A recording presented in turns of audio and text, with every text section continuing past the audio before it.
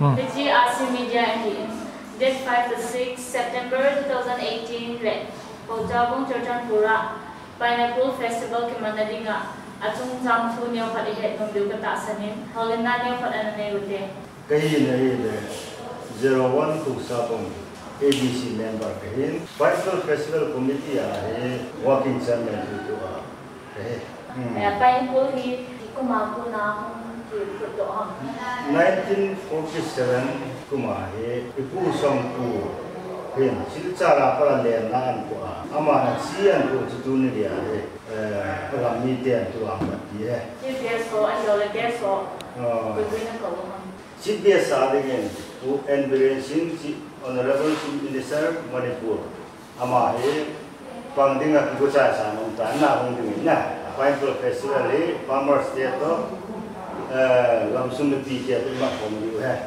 GDP थानों नरम पंगी GDP बुरी मापा.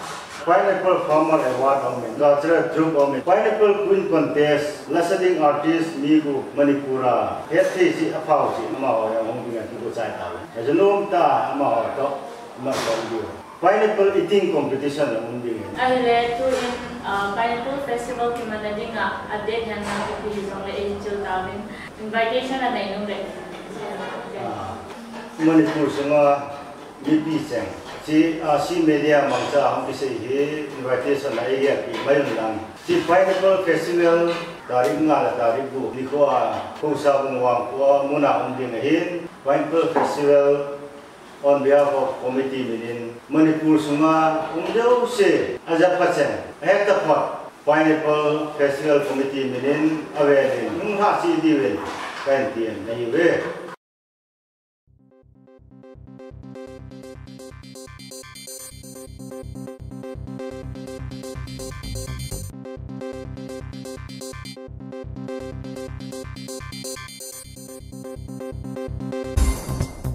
Pusong punong sulsuyin tun pinisa le daya Khosol pot in katut bui Manipur choi sang tu leng thei O hungen mak timu leng thei choi anin Sing khola nu akisot fui Tum chung chong kagang bua Doi lawin pak singin O leng thei